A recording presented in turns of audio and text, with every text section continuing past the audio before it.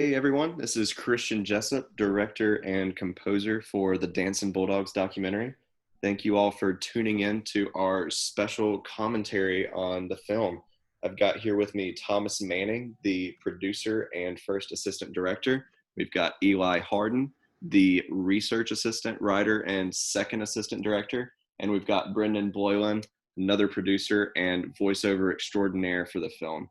So guys, thanks for joining me, and let's kick this sucker off. For those of you listening on SoundCloud, we'll be starting the film in 3, 2, 1. All right, so I remember in the script that this opening was probably the most vague part of it. I didn't really know how to open it, but then whenever I was watching through the national championship game, they had a really good, the commentators had a really good like history of Gardner Webb right before Jose hits this shot for us to go up by 10 on Virginia. And that was just kind of the perfect teaser to kind of give us an intro to Gardner Webb, but also to kind of reel you in to see like, oh my gosh, these guys were like leading in the tournament. So that's kind of how this intro was born. Pretty proud of it. And now we've got some of Thomas's beautiful footage of Paul Porter on screen. Yeah, if I remember correctly, I think at one point we were just going to have like a title card. There's something along the lines of the 2018-2019 Gardner Webb men's basketball team was making history, and this is their story. And it was just kind of like B-roll and droning crowd noises. But I really like what you were able to put together here with Jose's shot and Jim Nantz voiceover. Because, I mean, if you're going to have anybody open up your documentary, it's got to be Jim Nantz. Oh, yeah. What better? Yeah. Iconic sports voice right there. So this scene was kind of like, go ahead, Eli. I was just gonna say, I remember you sending me a few different intros over the summer to kind of taste out, and that one, when you heard the Jim Nantz, a little bit of the history of the school, I knew right then it was the perfect way to start the film. And I know me, Thomas, and Eli have all kind of been lifetime Gardner Webb peeps, so we were all around back when Kraft was announced. Do you guys have any memories of that transition from Holtman to Kraft as head coach? Yeah, obviously when Holtman was here, the energy was just insane within those only 3 years he was here, I believe, from like 2010 to 2013. And they had a bit of a few ups and downs like his first couple seasons, but then his last season they win like 21 games total and make it to the semifinals of the Big South Conference tournament. And we knew that he probably wasn't going to be sticking around just because he was so insanely talented, just an extremely gifted coach. And we couldn't blame him for going off to Butler, because how could you pass up that opportunity? And of course now he's at Ohio State, the head coach there. And it's just pretty cool looking back and seeing how far he's gone from Gardner Webb up to Ohio State. But we were very pleased with Kraft coming in as well, just because he has a lot of familiarity with the program, and he'd been a close friend and a coworker of Holtman. And I think I was really excited about the fit. It would have been great to have Holtman stick around another couple of years, but if you're going to have anybody replace Holtman, well, not replace, but come in and take his spot, it's got to be Kraft, and Kraft has done an absolutely phenomenal job since he's been here at Gardner Webb. Yeah, I remember sort of the same. Like everybody was a little disappointed at first because Holtman had shown so much promise and was actually Big South Coach of the Year his last year at Gardner Webb. But Kraft came in quickly and sort of established his shelf and showed he could pick right up where Holtman left off. Yeah, and this is when we actually get to the season. So in a sense, that was like a prologue for us all. And I thought it was interesting and important to open up with this like preseason part instead of going straight to the season, because it does kind of put them in that underdog spot, which they were in the entire season. Like you can see on screen, we were supposed to be 6th in the preseason polls. But I know, Brendan, you kind of said in your commentary for the film that you felt like that was pretty low given our talent. Well, I knew coming into that season that there was a lot of people that were shocked when the Big South poll came out, because some independent polls had came out and put Gardner Webb second in their preseason poll. So a lot of us were excited in the sports media part of it, knowing that, hey, we're going to have a pretty good team. And then the Big South poll gets released, and of course, there's that little bit of feeling disrespected, but Mark Rabb says it best right here. He knew at that point when that poll came out, it was going to be a motivation for this team, and they could go dancing. Yeah, and I think actually in that interview right there when I was talking to him, I think this little bit of context was cut out of the final cut, but basically he texted Chris Holtman right after that preseason poll came out, and when looking at his roster and looking at the talent they had, he texted Chris and was like, "Hey, we're going dancing," and that just kind of gave me chills when we were talking about that within our interview, and just to see how it all, it all came true in the end. Yeah, that is pretty cool how that all worked together. And you can see, like, we've got all the coaches, we've got Chuck Birch, the athletic director, like we've got everybody like kind of thinking we had a really talented roster, which we did when you look at everyone. I do think that was like a motivator for them to kind of see that they were being underestimated and get a chance to prove people wrong. I'll also say it was a huge help having Brendan's commentary for this, because you were presented in this like just another interview, but you were our ace in the hole in the sense that you were it was an inside job. You were a producer, and so we could kind of have you fill in some of the gaps that our other interviews left, if that makes sense. Yeah, it was interesting because when I first interviewed with you guys, there was no there wasn't an idea that I was going to be coming on as a producer. You just wanted some extra intel and commentary for the film. But as this thing progressed over time, it felt like we needed someone to almost narrate it, more just steering the ship of this story. And that's where I was able to come in and provide a lot of that. And especially with how close I was with the team that season, it was like second nature to be able to relive this with you guys. So it was really cool to almost narrate this this story. Yeah, I remember early in like the first draft of the script, we had maybe 20 pages or so, and we were thinking it would be awesome if we could talk to one or two players, maybe Laster and David Effiani, and then Kraft and Luther. And Christian had a note in the script and was like, well, in this middle part of the season, it would be awesome if we could have another person familiar with the team come in and fill in some of the gaps. And I was like, well, we got to bring in Brendan, because he was as close to that team as anybody and knew so much about the technical side and analytical side of everything that transpired. And I'm just really glad we were able to bring in Brendan, because like Christian mentioned, he has probably the most screen time out of anybody. You hear his voice a lot, and what he was able to provide has been pretty amazing. I remember too, both Eli and Thomas kept trying to convince me, because in that original script, there were so many cards that were going to come on screen, because, as great as the interviews were, you always have to explain certain things to the audience. And Eli kept telling me, like, I think we need a narrator. I really think we need a narrator for this. And Thomas kind of felt the same way. And I'm glad we didn't straight up like have, that Morgan Freeman off-screen voice narrating the documentary. But at the same time, I do think Brendan's kind of in-between role between being an interview but also just giving us that context, it really kind of did serve as that narrator role here. Yeah, I think it provides it provides a lot for the Go ahead. Oh, no, sorry. I was just saying, I think it fit really well for those that may not be as familiar with, the season or with Garden Web basketball generally that are viewing, to kind of help, like you said, fill in those holes, provide a little bit more context that aren't as obvious to those of us who have been around Garden Web basketball and followed the season pretty closely. Mm-hmm.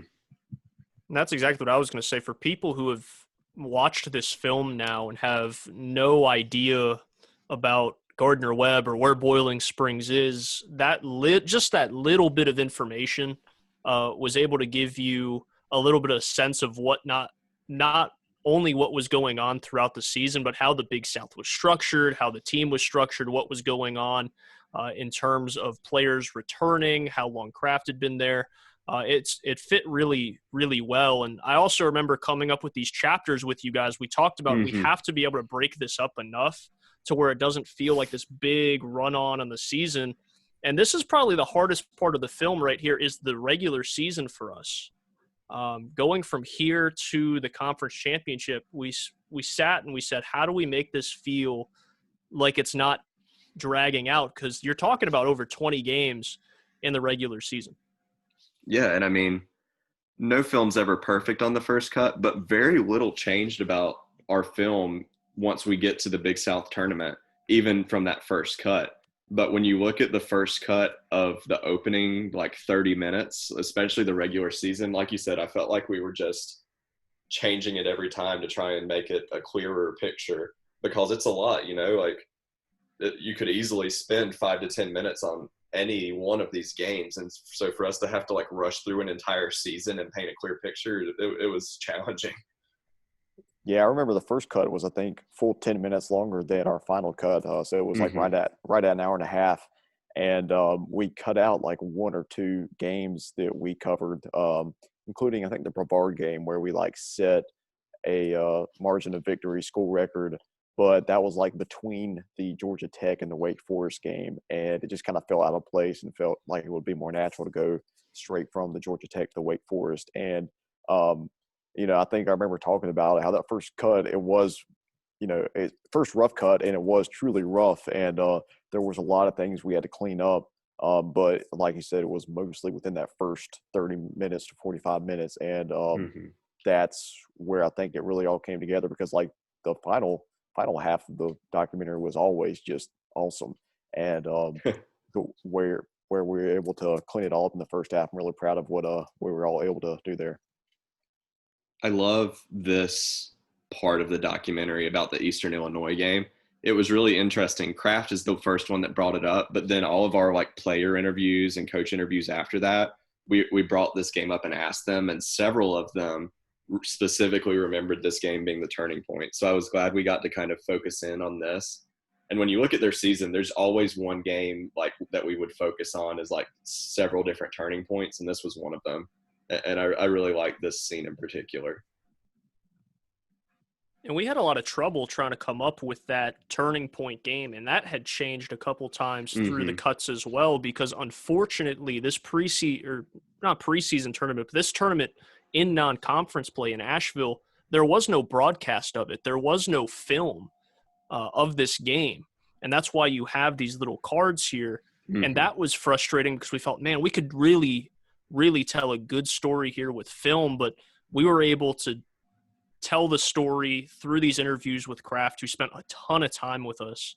But I also remember going through the season and highlighting Kennesaw State as a potential game, a turning point game, and Winthrop as a potential turning point game. And we ended up cutting out Kennesaw State completely.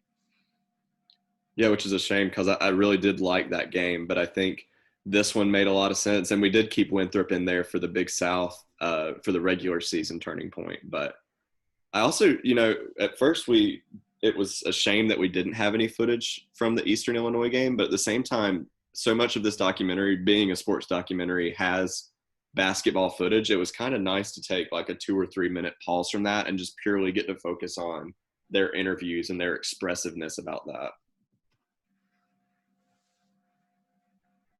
Well, and the more personal the documentary became, right? Because as you said, you could show basketball highlights all day, but the fact that we were able to get these guys to open up and be personable, not only about their season, but them as teammates, Kraft as a coach, and the cohesiveness of the unit. I think a lot of us forget when we're watching sports that these people are human beings. They live very normal lives like we do.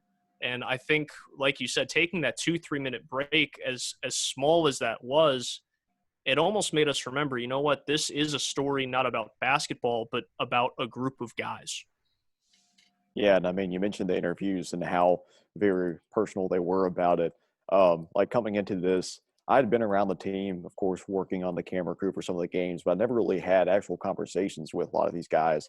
And I didn't really know what their personalities would be like, and how much we would be able to get them to open up. But once we sat down and talked with them, they were just so extremely personable and very excited to kind of talk about these moments and relive them, just talking through them with those. And then I think we've heard some of the reactions already that some of these guys have already watched it, and just reliving it through the documentary itself too has meant a lot to them. So I just think it's so cool that we were able to kind of connect with them and provide some of that nostalgia for them again.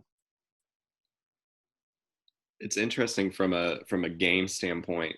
This wasn't something we were able to point out in the documentary, but I noticed watching our footage against Georgia Tech and Wake Forest that like some of the same tricks we used, especially getting DJ inside uncovered, you can literally see like some of those exact same tricks in these games that we used against Virginia when we were up in that first half. So that's kind of a cool thing. Clearly the ACC doesn't know how to cover that. Yeah, I think that's one thing watching Gardner over the years they've always done well is to play these bigger name schools early in the season. And maybe sometimes some of the little bigger name schools that aren't quite as good, so you still have a chance to actually compete. You're not getting blown out by the Dukes and the Chapel Hills. Playing the Georgia Techs and the Wakes, you can still compete against elite competition and sort of build those skills you might not get to in other parts of the season. Yeah, like I think that you have to credit Tim there, right? Because we talk so much about how Holtman was as a strategist, his IQ for basketball, but Tim Kraft and some of the design plays that he runs specifically baseline out of bounds, the slip screens that get talked about later on when we play Virginia in the first round of March Madness, all of those things are by design, and all these players allude to the success of that season go straight to the coaching staff and their game plans. And I think what you just said, Christian, about the success against the ACC, a lot of that falls back on Kraft. As much as we focus on player talent as fans of the game, we sometimes fail to recognize how good these coaches are, even at mid-major schools. That's a great point, Brendan. Yeah, and as far as non-conference play for Gardner-Webb, I think Kraft has always talked about how much they pride themselves on opening up with some really tough opponents, sometimes Power 5 opponents. And within his tenure, he's beat a few teams, not necessarily in the Power 5, or I think Nebraska. Nebraska was in the Big Ten when we beat them. We also beat Clemson several years ago. Yeah, we did beat Clemson. We also beat UCF. So we have experience playing big schools and even beating a few of them.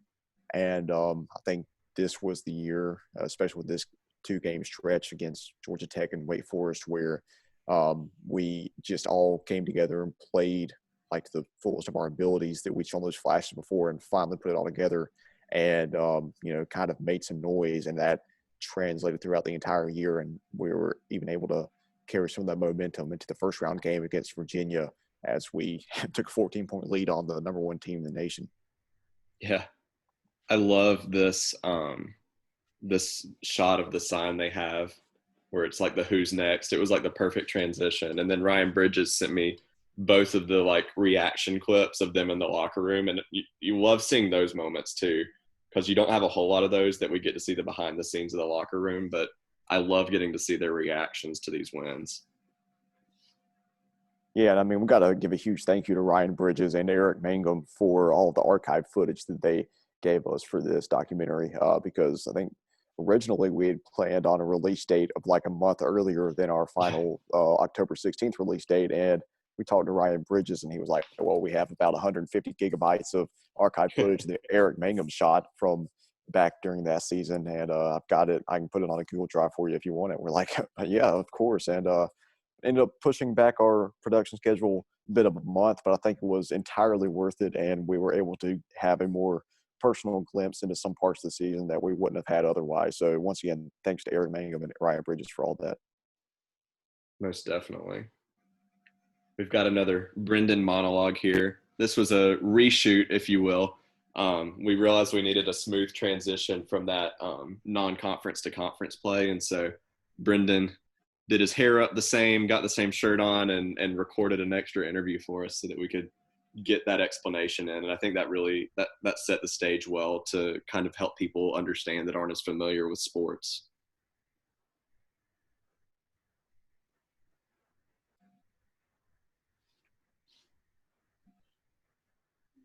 Yeah, and I like the commentary there from Christian as well.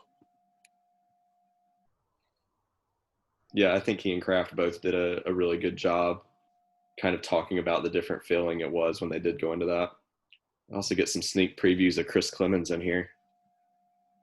Yeah, which was another guy we had to highlight later on in the conference tournament game because we discussed him and talked about how significant he was for Clemson, or excuse me, for Campbell and for the entire Big South and NCAA that year. But we hadn't really dug into all the minutia of it. But Brennan was a huge help with that later on when we have that segment basically fully focused on him later on in the Big South tournament game. So I'm really glad we were able to kind of highlight the significance of his role. And that kid was different. 3,000 points in his career. I think he finished third all time. And especially for his size, it was astonishing to see the athleticism that's on Chris Clemens. And there's a reason he's on an NBA roster now with the Houston Rockets. And hopefully we touched on it enough in this documentary that kid was just special. Yeah, and I was disappointed I didn't get to point it out in this, the 2-4 record to open conference, but keen-eyed viewers will notice, we lost to Radford, to High Point, and to Campbell during the regular season on their courts. And so it's really, I think that added an extra level of that underdog role when we get to the Big South tournament. And those are the 3 teams we have to play, and we had lost to all of them.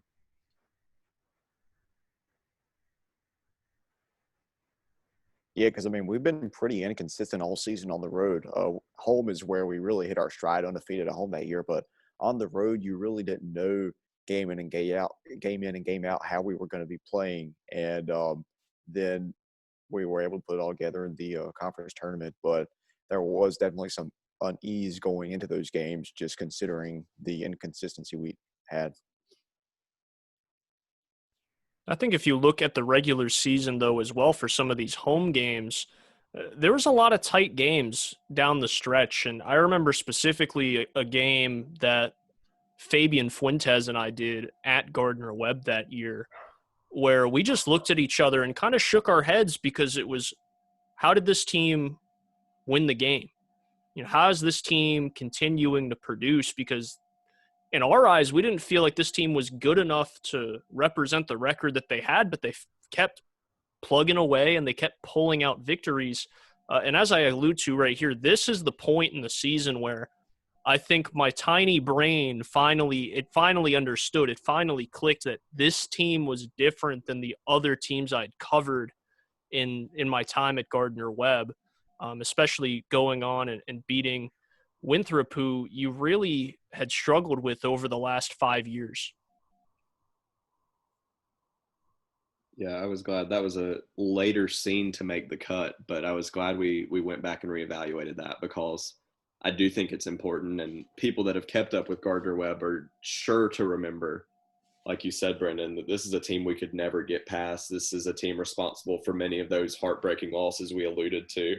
And so I think it was an important, even though we didn't face them in the tournament, to show that when we did face them here in the regular season, we beat them. And that was a hurdle we hadn't been able to get across.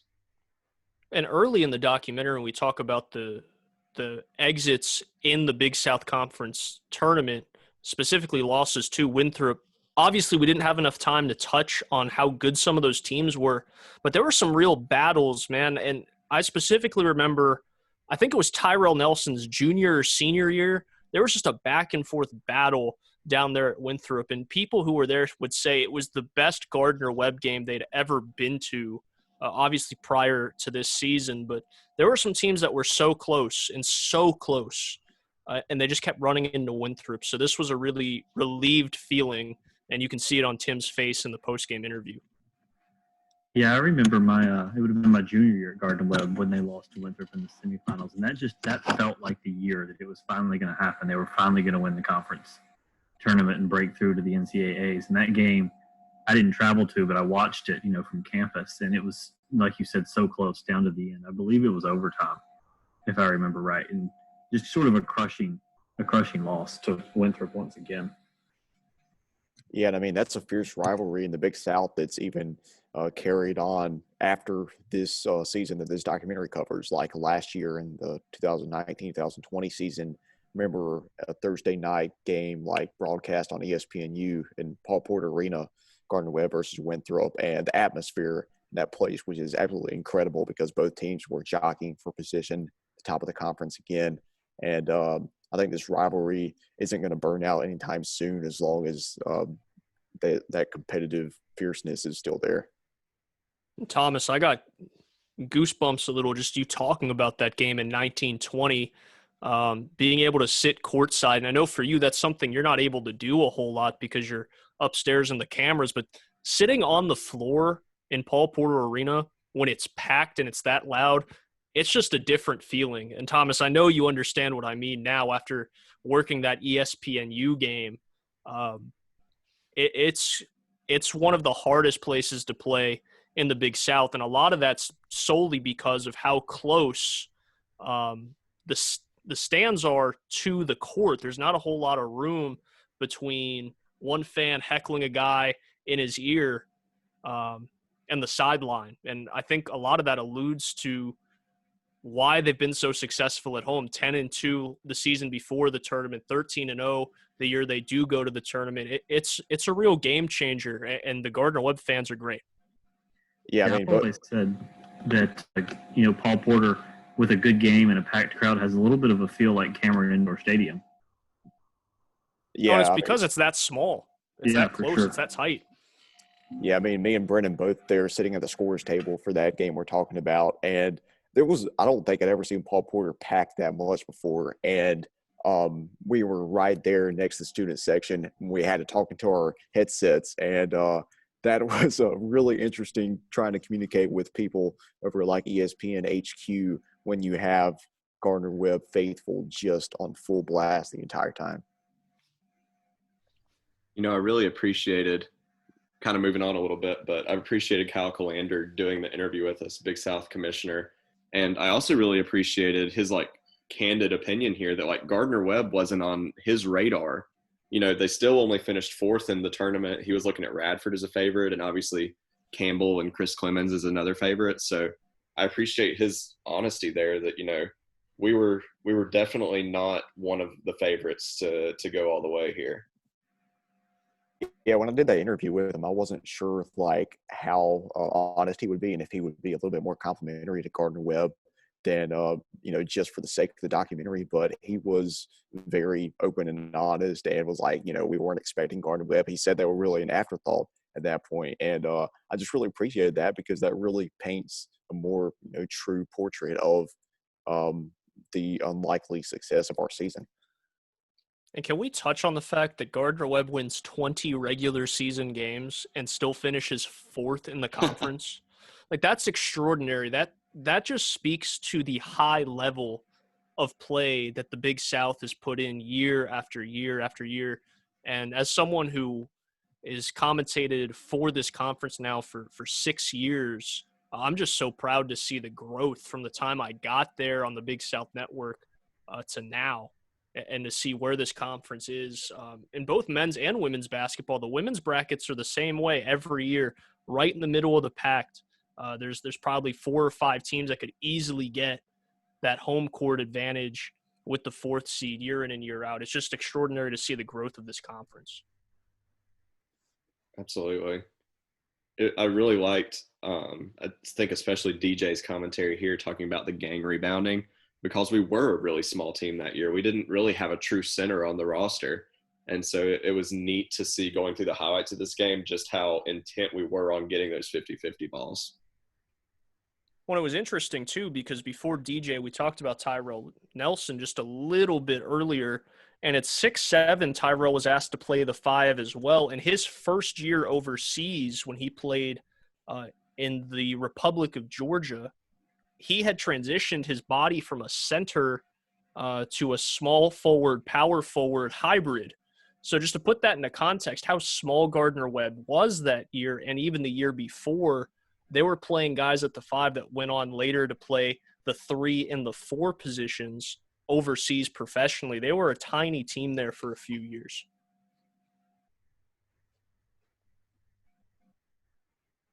And it's funny, you look at this game and then the Campbell one coming up, you'd think that we just played the same games back to back, because Brendan, you're talking about it here. It was so odd how we would take these giant first half leads. And then in the second half, it's just a completely different team, we were letting the teams come back, and I really guess that even transferred into the NCAA tournament. But it's like we were looking so strong, and we were really causing some nail biters at the end. Yeah, it's particularly interesting that really the least nervous game as a fan, if you will, in the conference tournament was the championship game against Radford. That was really the most comfortable game Gardner Webb played. Yeah, no, I absolutely agree. And you can even see that in the narrative of how we formed the doc. Super shot there by Jaheim, by the way. But even in the doc, we tell more of a straightforward narrative for these High Point and Campbell games. But then the Radford game is more of just like a celebration montage of DJ and the whole team, because like you said, like we were in control more for that game. But for this one, we really wanted to kind of paint that picture that it wasn't always looking like it was going to be ours. Yeah, but again, major props to Jaheim on that shot. Just an extremely difficult shot, high off the glass with his left hand. And that was crazy. Two of those moments, like within the tournament, because in the next game, this Campbell game that you're about to see, you had Jose make a very similar play in the final minute. So I think this team really had some incredible guys that knew what they had to do when it came down to the really difficult positions. And I think Brennan had a great comment earlier in the documentary about how those were kind of role players at this point. You had DJ and David that were the big leaders of the team, but like Jaheim and Jose were kind of considered role players, but even they were able to come up big in situations like this. And, I think there's a Fabian quote earlier in the doc too, where he said, all these close games really made us know how to get things done in the clutch. And I think you can absolutely see that in these first two tournament games. And I'm just still so glad we put this together for Chris Clemens, because it's just informative enough, right? You didn't want to sit and spend 5 minutes on Chris Clemens, but we talked about it in the process of this, and I kept bringing it up, and maybe I was very animate about this, but I was like, guys, we have to paint the narrative that this wasn't just, Gardner Webb's the 4 seed and Campbell's the 1 seed. This was Campbell is coming into this game with ESPN on them day in and day out, because the Big South every year is one of the first conferences to punch their ticket to the dance, and ESPN just kept highlighting Chris Clemens. So even that little minute and a half piece, 2 minutes on Chris Clemens, I'm so appreciative that we were able to get that in the final cut, because as I said, the people that missed out on watching Chris play in college, you really missed out, because I said it earlier, Nate says it right here, he was a different guy. And Brendan, I think even you mentioned that the commentators on ESPN for these games, they were Campbell's crew. Is that correct? That's right. When you have a tournament style in anything, it's really difficult, especially a tournament that could move, right? Because it did move. It went from Bowie's Creek out to Radford, Virginia. It's hard to sit there and try to commit commentators to do those first round games and how many games you have to call back to back, and get them to travel. So a lot of times the Big South Conference will just have whoever the game commentators are for that team come and do the game. I can speak to that. Last season, Gardner Webb played High Point at home for ESPN3. I don't remember if it was the men's or the women's side, but they just asked Fabian and I to call the game together, opposed to bringing in their own commentators. And that was the easiest way for them to do it without having to really pull some strings to get certain guys there. So that happens a lot, especially in tournament styles. But to your point, Thomas, yeah, it was the Campbell commentators throughout this game. And I remember Christian even in saying that when I told you guys in the production process, Christian said, well, they did seem a little biased. So that's relieving to know that it wasn't just the whole world was against Gardner Webb. Yeah, it was really weird how they kept talking about how like he was just about to go off and how Campbell was like inevitably going to win. And I was like, that seems a little weird. So it makes a little more sense like with that context. But I mean, you can see here, he's got like the whole Gardner Webb team on him and somehow still makes that layup. And once again, Gardner Webb like is in that role where the game's tied all of a sudden again. Yeah, and that crowd there at Bowie's Creek, yeah, probably can you compare Bowie's Creek to Paul Porter Arena, two extremely hostile environments for whoever the opposing team is, and probably two of the hardest to play places in the Big South. And I think it's pretty awesome that Gardner Webb was able to go in there at this point and still find a way to stick together through this really difficult stretch here in the final couple of minutes. Yeah, I think Kraft said in one of the interviews that, like, short of the NCAA tournament, this was like the biggest environment they played in. And I mean, you can tell, like, that place was packed.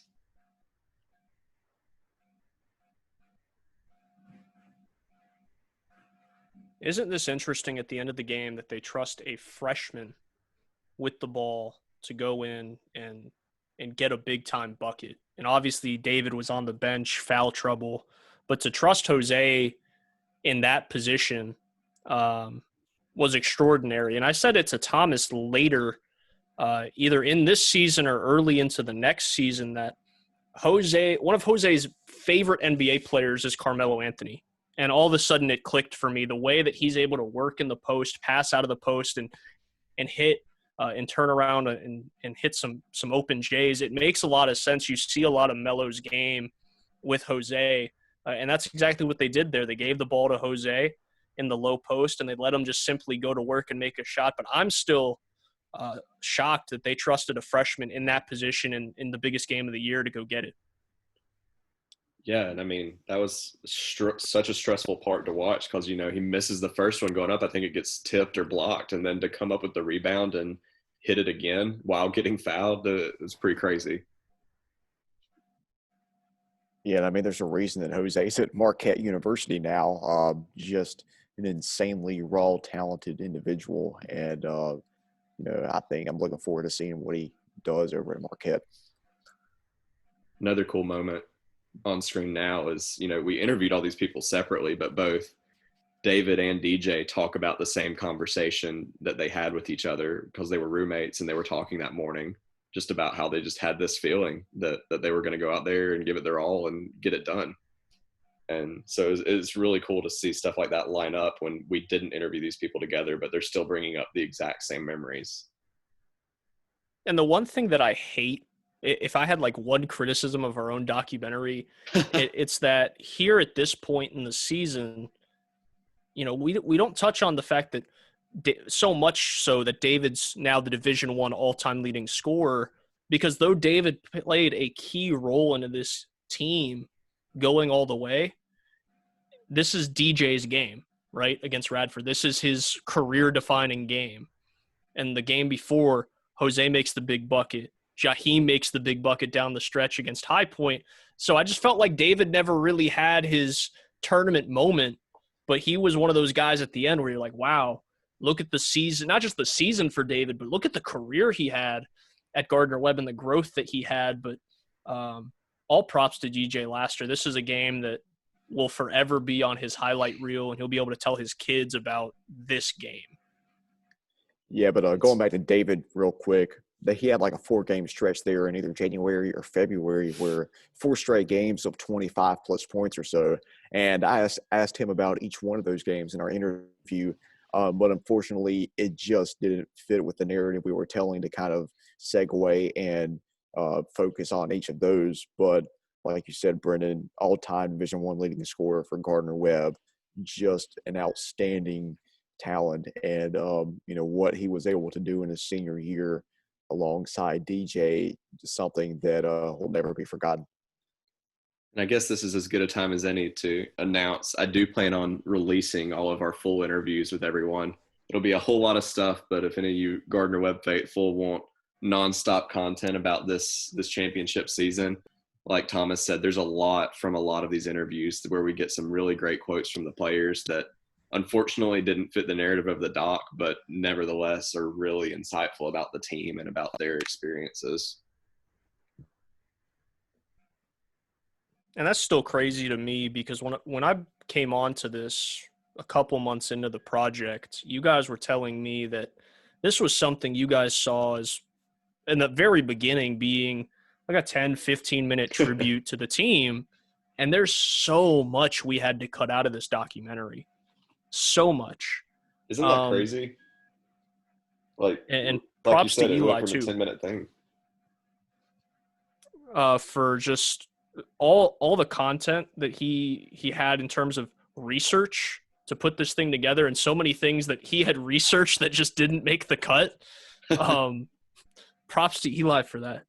Yeah, guys, Eli literally put together a history of Gardner Webb and Gardner Webb basketball. Like, he sent me this giant Word document with photos he'd gathered, stats he'd gathered, and unfortunately we didn't get to put that together either. But yeah, Eli's stat gathering for this, he like fact checked the first cut, and I had to like change dates and scores and stuff. Like, man, all the stuff that I didn't want to do for the documentary, I feel like Eli was in the nitty gritty doing for this.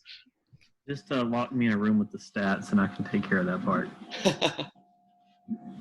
Yeah, but I think to your point, like there could have been so much more in this doc if we just wanted to put out as much information about that season as possible. But to paint a more enjoyable, if you will, story, like there was unfortunately some things that had to be left on the cutting room floor.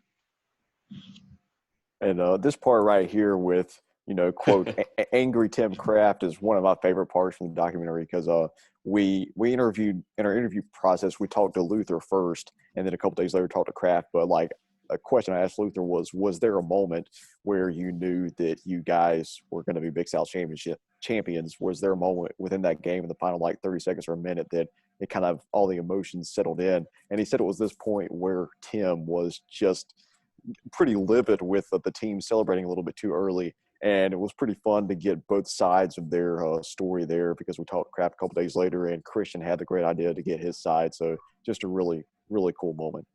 Yeah, and even Brendan brought it up independently. I don't even think I'd asked Brendan, but even from watching on TV, Brendan kind of knew something was up.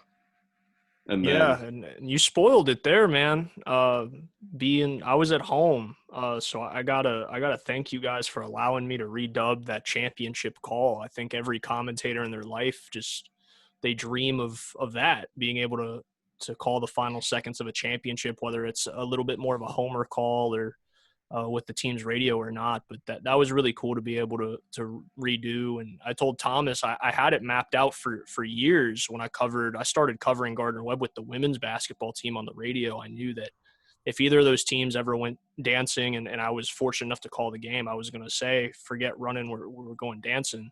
And I think that's just a perfect segue into the title of the film and how it all kind of came together. We all were on the same page with that, I guess.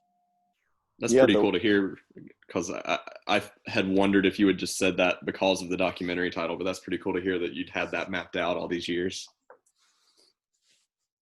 Yeah, so maybe next time they go dancing, I'll actually be able to use it in person. But we'll see. Yeah, and the way we were able to overlay that audio sounded really natural. It really sounded like a radio call that had been for that game. Because we even had a few comments on social media like, I'd like to hear. I didn't know that Brendan was even able to call that on a broadcast. And it's like, well, because he wasn't, this was just kind of an audio dub, but it sounded really smooth. Yeah, maybe I'll have to provide commentary for the whole game, like redub the entire game and send that out or something. I don't know. Yeah, like you guys don't remember when Brendan did the whole radio commentary there? This scene is also, I feel like I've brought up like 5 favorite scenes already, but this entire celebration montage is like 7 or 8 minutes long, but I love all of it. And I remember for the music fans out there, we had originally dubbed Tony Stark's funeral music from Avengers Endgame. And I don't think the final music really sounds much like that, but that emotion of like the bittersweet, we've all been waiting for this kind of feeling, I think that's really evident in the music. And I feel like hopefully it captures the emotion really well, that you can see all their like joy of like finally getting through and breaking through there. Yeah, and spoilers for Avengers Endgame, by the way. Thanks, Christian. Yeah, I mean, it's been 2 years. People can, or a year and a half. Yeah. I was going to say that Jacob Conley interview that you just showed, I think was one of my favorite parts of the film, because for someone who's been in the Boylan Springs, been in the Gardner Webb community viewer most of my life, I think he really summed up, sort of what this meant to Gardner Webb and the Boylan Springs greater community, of just how they had always been so close and how much Gardner Webb has grown. I mean, this was a Division II school still back at, in 2000 at the turn of the millennium, and to have come this far relatively this quickly was just such a huge thing for so many people. Jacob was showing off for us because, we were asking for like fan submissions of videos, and he literally had some family member come over and like film him with a camera. And so when he sent me his submission, it wasn't just like a 15-second thing. He sent me probably 10 to 15 video clips of him talking about various points in the season. And you'll see him show up a few more times in here, but talk about going above and beyond. The video quality, his, like Eli said, is really powerful statements. It really added a lot, I felt like. Yeah, and as the local, sort of beat reporter, if you will, for the Shelby Star, the Gardner Webb's local paper, he's got a lot of Gardner Webb history just kind of ingrained in him. Yeah. Oh, and he went to Gardner Webb too, so an alum who's now the beat reporter. I mean, he embodies everything of being a hometown kid that gets to cover your hometown team. So that's really cool to hear him talk about it. But before we get too far along on this, I wanted to ask each of you, and you guys can go in whatever order you want, what was this moment like for you guys? Whether you were at the school when they came off the bus, whether you were at home, whatever you were doing, what was winning a championship as an alum or a student of the school? What did that feel like to you guys?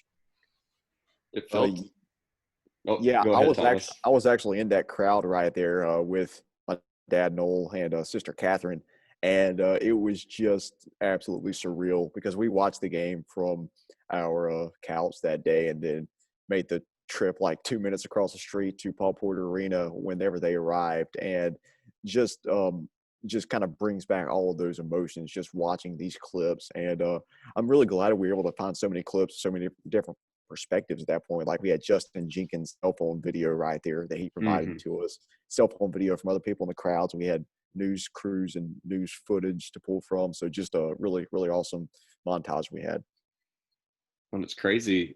I can talk about my feelings in a second, but it's crazy too. Like you've got Roy Cooper on screen. We've got, our senator on screen, like just such a variety. And you can really tell how it touched the community, even like going as far as touching the state to where we got all these different interactions.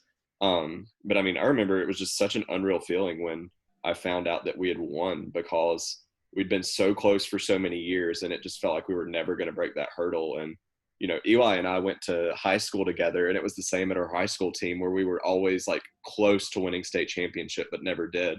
And so even though I was graduated and a year away from the school, to find out we finally won was just such a cool feeling. Yeah, I think sort of the same for me. I wasn't, there anymore because I had, moved off for law school. And initially, admittedly, my first reaction was, oh, wait, you waited till the year after I graduated to do it? Thanks a lot. But no, it was just like Christian said, it was just an amazing experience or feeling for them to finally break through. The hype was amazing and pretty surreal, even not physically there, to just keep up with them over that week, especially between the championship game and Selection Sunday. It was a lot of fun. I kicked myself for not going up. But for commentary, that was the 1 week that I was able to go home. And obviously I wasn't commentating the game. There was no radio call for that game, so I was able to take the week and go and see my parents in Georgia for the first time in months. Obviously, I'm covering 10 different sports at the university, so I took the week, went down to Georgia, watched the game from my couch, and I think for a lot of people, you get a little bit emotional. And I think I said it there. I didn't bawl or anything, but you get emotional about it.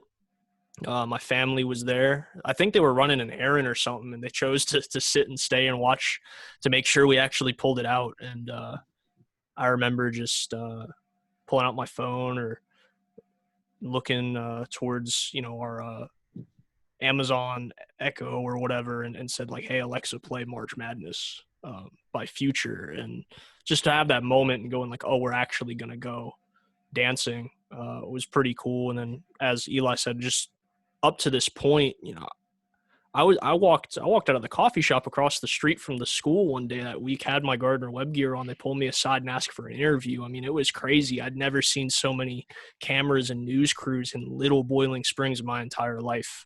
So this was a really special time to be at the university.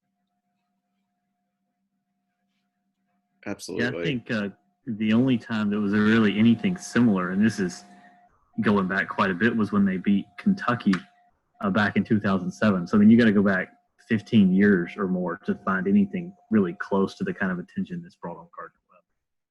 Yeah, because I mean, I was probably 7 or 8 years old when that happened, and Eli and Christian, y'all were around, weren't much older, and I remember some of those kind of general memories, but actually being here and being the thick of it, as my freshman year here at Gardner Webb for this was just so amazing in so many ways. And it's one thing to beat Kentucky at the beginning of the season, and it's an entirely different thing to make the NCAA tournament the first time in school history. It was just kind of all of those feelings magnified by 100 times compared to what we felt with the Kentucky win. And I mean, look at this crowd. Like, I can't emphasize enough, and I don't even think the documentary could quite do justice to like just what this meant to the community as a whole.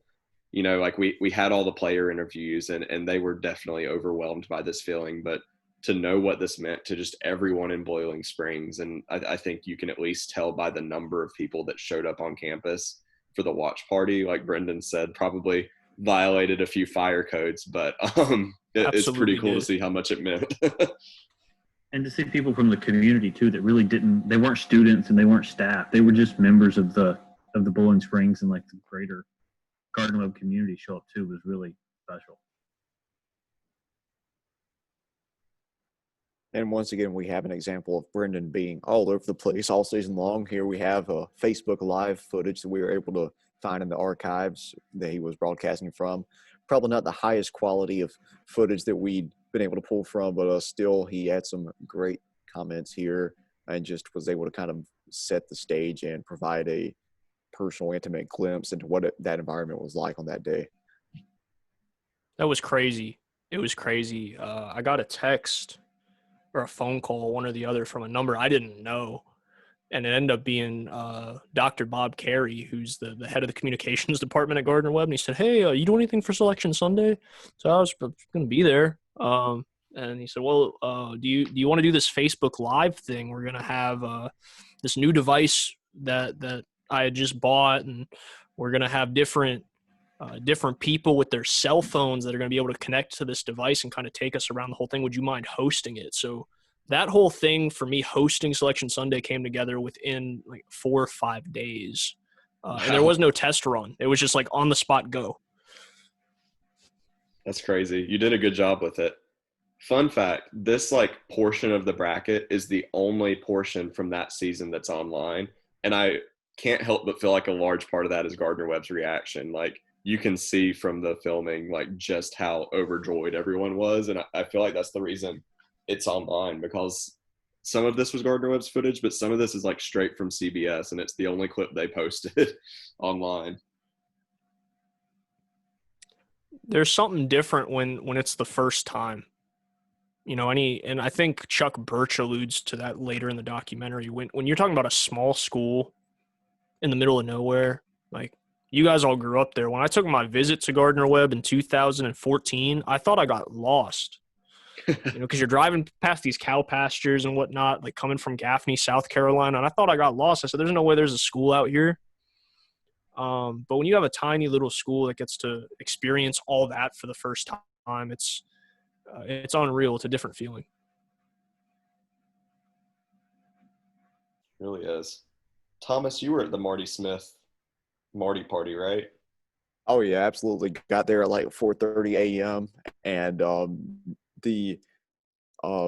any other school, if it was like UNC or Duke, who'd been there 1,000 times, I don't know that they would have been that rowdy at like 4:30 a.m. in the morning. But for all of us to go there and show up and show out, it just really goes to show how much this meant for the school. Because I mean, just look at that, and like Marty himself even said a couple weeks later on a podcast, he was talking about how this was probably one of the top 5 craziest environments he'd ever been in for a Marty party. And like nobody could hear anything. It was just deafening. He even had trouble hearing and talking to, I think it was like Mike Golick Jr. and Sarah Spain that he was on the other end with on ESPN. And just watching this just kind of brings back a lot of different emotions and just gives me chills, honestly.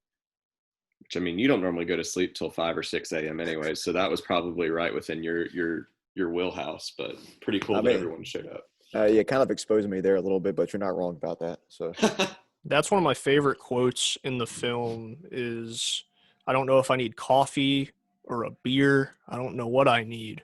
I think that really is a great way to put together how crazy it was in there that day. And it, like you guys said, like 4 or 5 o'clock in the morning, that you had this many people. And it doesn't look like a lot on camera, but considering the student body of Gardner Webb, and you're just getting back from spring break, if I'm not mistaken, for all those people to show out that early, it was pretty cool. Yeah, I don't think he knew what to do. You can see it in his face a little bit.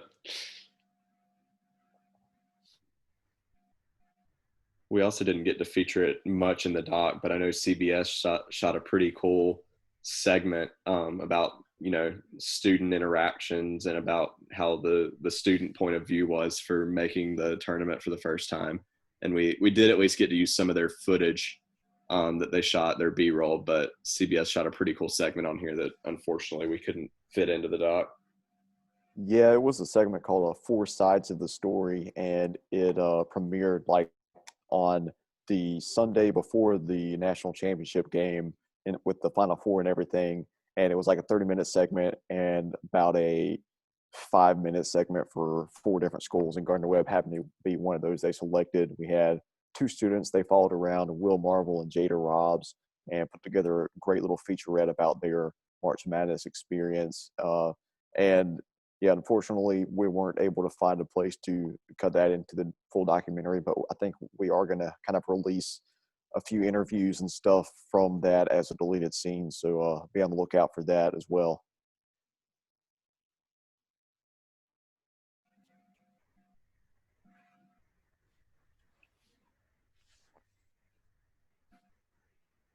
And I wish we had.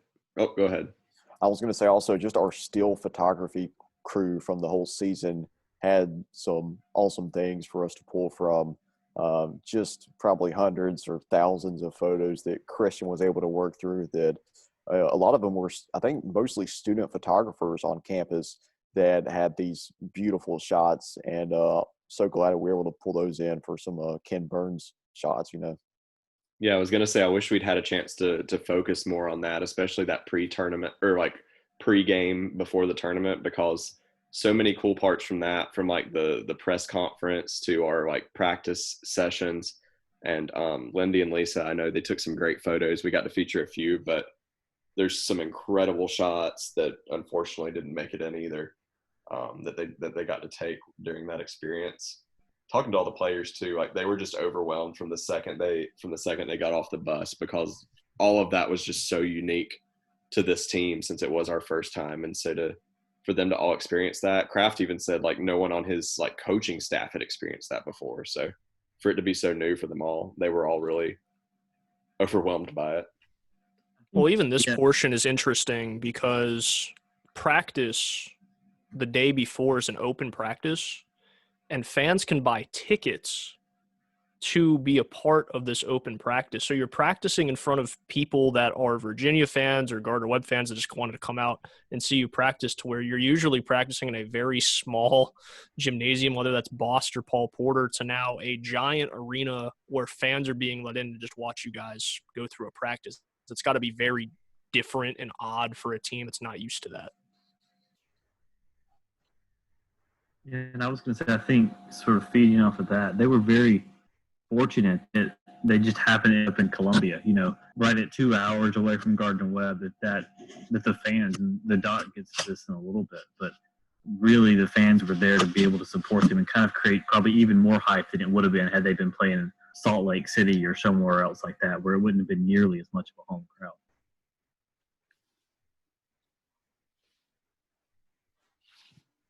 got more behind the scene footage here. Thankfully that Gardner Webb sent us. This had literally never been posted online or anything, and really appreciate them giving us some of this footage so that we can share it with everyone. It's pretty cool to like get a glimpse into what Coach Kraft was sharing with the team beforehand and what they were doing in that locker room.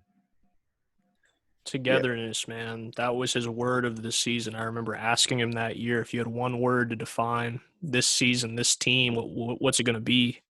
Togetherness. That was their word. And I know Thomas did a great job on the Gardner Webb Instagram takeover of getting Kraft to talk about that. And I think he had a basketball, the 90th Gardner Webb team, basketball-wise, and the word was together, and each player wrote how they were going to be together on that basketball. So to see togetherness on that whiteboard really brought it all together.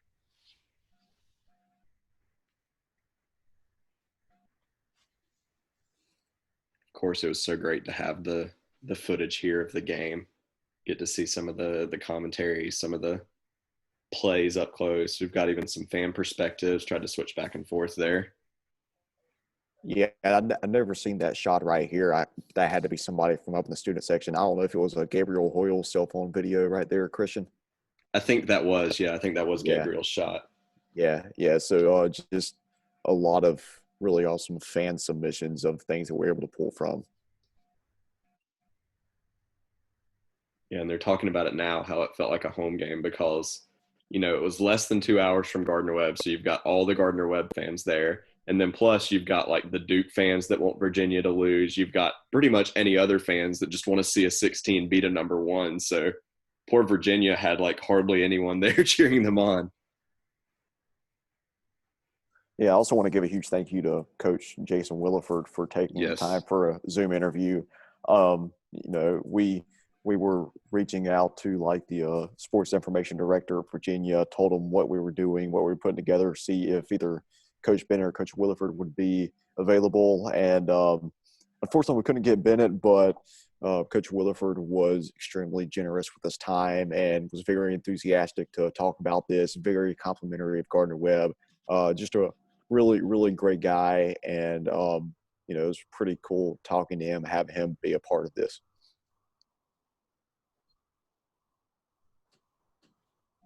Where were you guys for this game? I was Go ahead. I was going to say, I was at work, and I've told the story a bunch, but I like convinced my whole team at work to like turn on the work TVs while we were all working.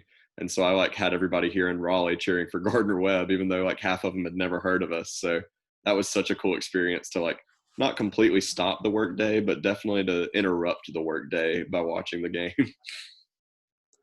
Yeah, and I was there in the student section, and definitely a few tears came, and just thinking back, get chills and goosebumps. It was just an insane atmosphere, insane experience.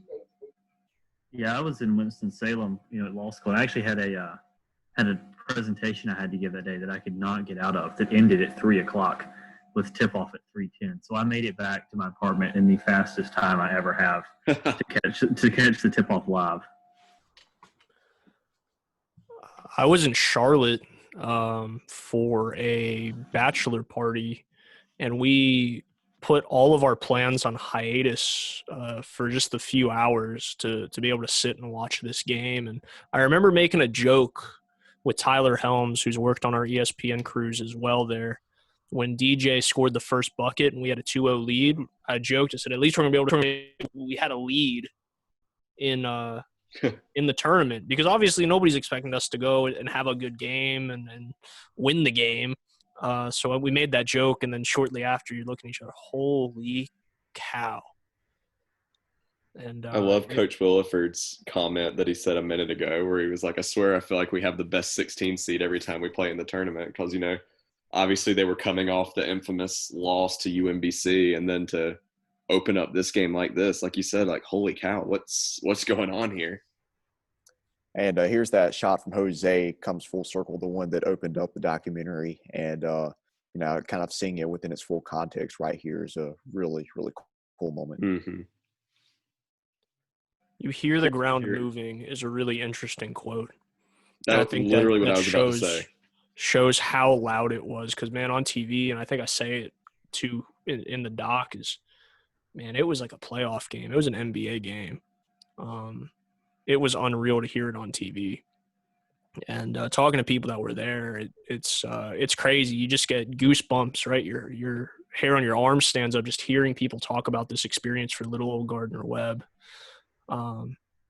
It was so cool to be able to relive this, just not only watching it, but putting it together and watching even old videos of me doing interviews or old videos where I've commentated the games. And of course, the first thing you think is, man, I've grown so much as a commentator. But the second thing you think is, man, this is so cool to be able to go back and relive. And you see the excitement on these guys' faces when they talk about it too. Yeah, that's what was so cool to me is like all of them just lit up so much talking about this first half. And I mean, obviously, we all know it didn't work out, but to see how happy, first of all, that they are in that footage, but even to see how happy they are a year and a half later, it's pretty cool what it meant to all of them. I think that too kind of reflects on what is so special about basketball at a mid-major. Like, to make the tournament is such a big deal for Gardner Webb, whereas for a school like Virginia, making the tournament means nothing. But just that joy that Gardner Webb had in making the tournament and getting to experience that is probably not exactly what it's like for Virginia to win a national championship, but I'd say it's in a way similar. Yeah, and I mean, Eric Jameson Jr. even had that quote in a short interview. He was had a Zoom interview from his car, so it wasn't the best quality, but he had some great things to say, and he was talking about that's something he's going to be able to tell his sons whenever he has children, and just the fact that mid-majors making the NCAA tournament, that's like the ultimate goal, and it means as much to them as it probably would, for like Virginia. I mean, it probably wouldn't be to that extent of Virginia winning the championship, but it's something along those lines. It's something that you can like make the parallel to.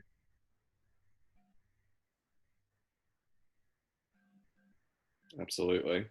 And I hope with this documentary, we've kind of given them a artifact of that. So, hey, if you guys are watching this, maybe you can show your future kids and grandkids this documentary as your reminder to them.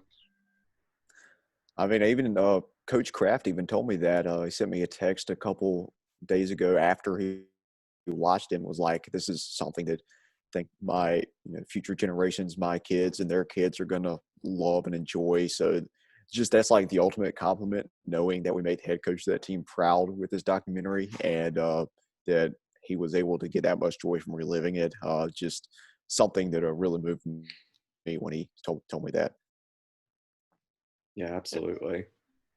And it's not like we're making this years and years down the road either. The fact that this brought people so much joy, and you could see it on Luther's face just reliving and talking about it a year and a half later, that this is still so joyous to be able to relive it. We're not talking about like we made this documentary 10 years after they did it, 25 years after they did it. We did it a year and a half after this happened. And these people are so appreciative and so thankful, and tears flew down people's faces just reliving this a year and a half later. That's crazy to me. And again, it shows how much that this meant to everyone. Yeah, and I mean, we were limited by the fact we made this during a pandemic, but also I think it almost meant more to people because of that same fact. Like it's been rare for people to have any sports content to watch. It's been rare to have any film content in general to watch. And so I think people really appreciated finally having something to look forward to in an otherwise pretty dreadful year. Yeah, and I think especially too, considering since March Madness was really the first thing that got canceled this year, to be able to have a little taste of that, still, especially working on it, throughout the summer and fall has been special.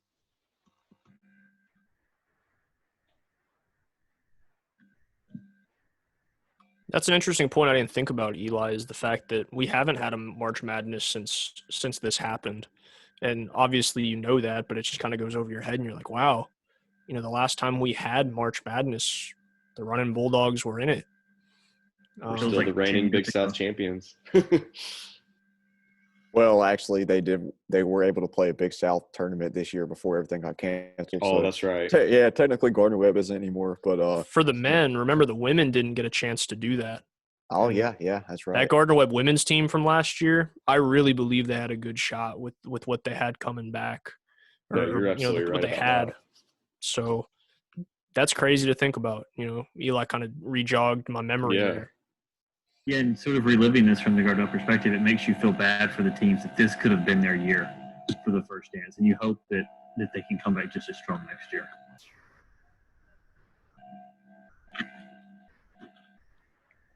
And you hate it for the seniors too. Yeah.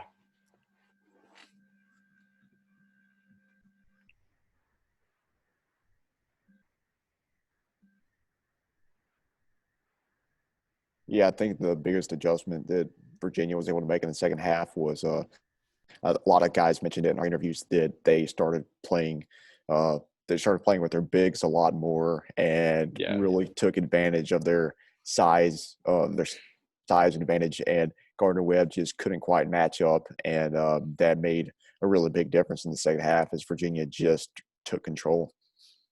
Yeah, and it seemed like Gardner Webb got into foul trouble early in the second half. The game just didn't quite flow like it had in the first half, and it kind of hamstrung the way it seemed like, just from a viewer's perspective and how they were able to operate and play freely. The most interesting part of going into this game, though, and I said it privately to people, was that if I wanted Gardner Webb to play anybody in the first round, it was going to be Virginia. And people are like, why? Virginia's, the consensus, not just number, one seed, but could be the consensus number one overall team in the country. And I said, well, just strictly based off how they play.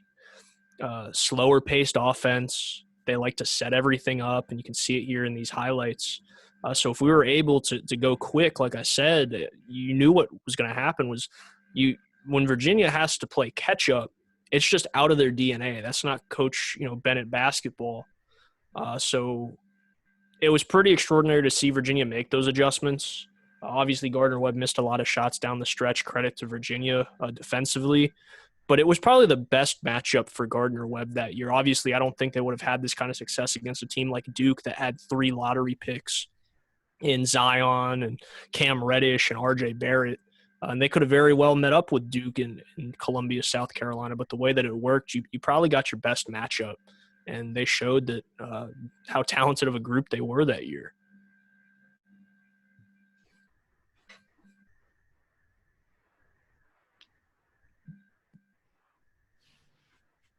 Yeah, and you can see in that clip right there with Kraft's face, I think that's when it all really set in that this incredible run was coming to an end. And, of course, a very bittersweet moment looking back at everything they'd accomplished, but you never wanted to be over. And I think that was the moment right there where he kind of realized it. Well, especially to know, like Brendan was saying, like, we had a chance. Obviously, we had a chance. We were up by so much. So it's even a different feeling than if you'd, like, gone in and just been down the entire game. And I think what's extraordinary about this doc is, obviously, I think every one of us is biased because we went to school at Gardner Webb and have some roots there. But there's so many stories that get made about the Cinderella team, right? Nobody's ever going to forget UMBC. Nobody's ever going to forget Davidson's run with Steph Curry all those years ago. So many stories get told about the Cinderellas, but what about the teams that were nearly Cinderellas? And I think we were able to do that. And to me, just as a sportscaster or sports fan, a guy who continues to work in sports, it's pretty cool to see a story come out about a team that didn't necessarily – the shoe didn't fit just right, but the shoe fit just enough to where there was a story there. Yeah, and that's one thing I've always sort of loved about the subtitle to the film, 16 Seeds Journey, is that, there's so much behind just that loss, that 16 seeds loss to a number 1 seed in the first round. There's so much story there that it means so much to so many people that, yeah, you're right, Brendan, those stories don't always get the light they should. Yeah, and until you live it, you don't think about it, Until you live it, the most I think about a 16 seed is when I pick the number 1 to beat them in my, bracket fill out, But we make this doc and you realize just how much it means to the people involved. You realize just how much of a story there is behind it all. And you can see Christian here talking about how it was just still the best experience of his life, win or lose, This means so much to everyone involved in it. Yeah, I'm actually sitting here right now in the Tucker Student Center recording this commentary, and a guy just dropped by who graduated last year. Jared Rose, I think. Ross, I don't know how to pronounce his last name, to be honest, but he is a huge fan, and he just told me that he absolutely loved the documentary. So, I mean, you can just see how much it means to the community here.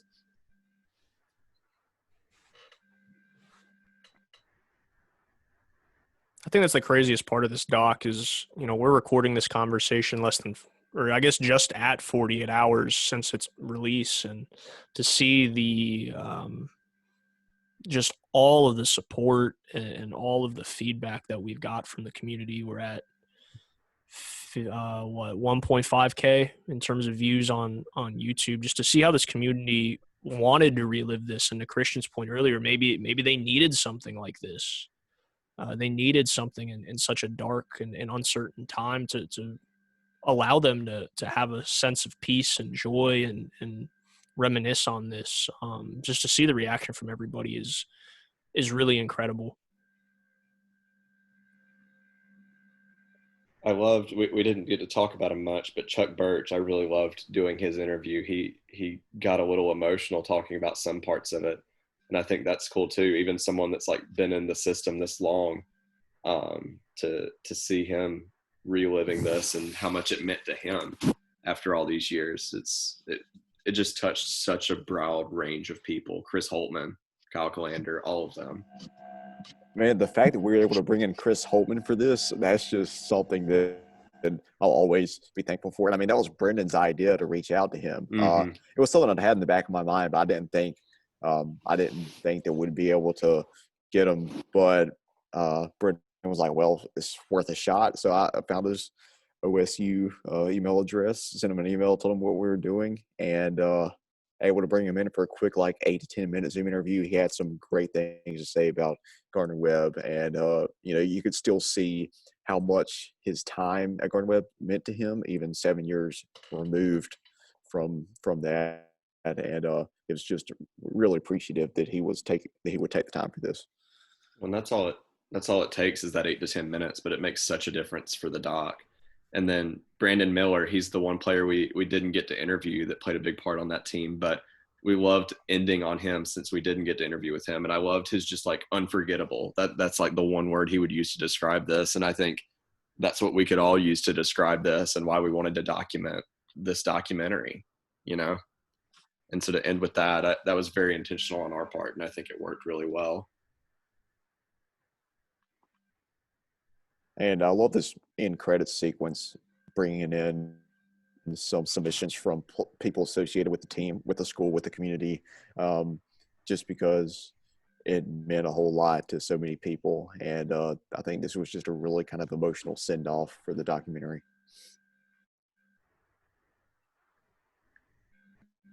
Yeah, I completely agree. Nice way to work in people that unfortunately couldn't fit into the doc run itself, but we definitely wanted to share their thoughts and perspectives. Man, we didn't touch on it at all in this conversation, but I will say this: the music was extraordinary for this thing. And Christian, great job, man. I mean, the music top to bottom. I completely agree. Was incredible. It fit everything so well. And without the music, I don't think certain scenes are as powerful. And I think that's in any film, but particularly this one. The championship scene that we alluded to, incredible with the score. And also just those moments against Virginia. It really brought out all those emotions once again. So great job composing everything. Appreciate it, man. And that was one of the biggest reasons I wanted to start with this is I love inspirational sports scores. The music for sports films are always so inspiring. And so I wanted the chance to write something for that. And so setting out at what I first thought would be a 5-minute video that I would write a 5-minute piece of music for. But, now it's a full documentary. We've got the full soundtrack streaming online. So I'm glad it worked so well and that you guys thought it fit the mood of it all. Well, we're at a close. Any closing thoughts you guys want to share before we call off the commentary? I guess just first of all, a huge thank you and round of applause to the team, everybody associated with that team for giving us this story to tell. And it's really been an honor to relive all of this and kind of provide a pathway for those players and coaches to relive it. And just really thankful for everything that our crew here did to work together and tell a beautiful story. Yeah, I'm just thankful for the opportunity to be a part of this. I know I certainly did not bear the weight of the work, but to be able to contribute in the ways that I did and just be a part of this wonderful experience, I've enjoyed every minute of it. Yeah, I'll just piggyback off of exactly what Eli said, though. Each one of us's contributions were different, and I know particularly with Christian Jessup, barring a ton of the load, and I joked the other day and said, "We're just your entourage, man. You're the superstar of everything." It was just awesome to be able to work with you guys and come and tell a story that I think each of us got to live in a completely different way, and we were able to share so many different experiences and viewpoints from so many different people. And like we said earlier, the journey for 16 is so special to so many people, and I'm glad that we were able to share that in the right way, in the correct way. And again, I'm just so thankful to work with you guys. And as I've joked before, let's do it again. Yeah, I'm down. Yeah, just say Christian, we'll just look to you and just say the word, and we'll be there. You guys know I'm down. I appreciate all of your work.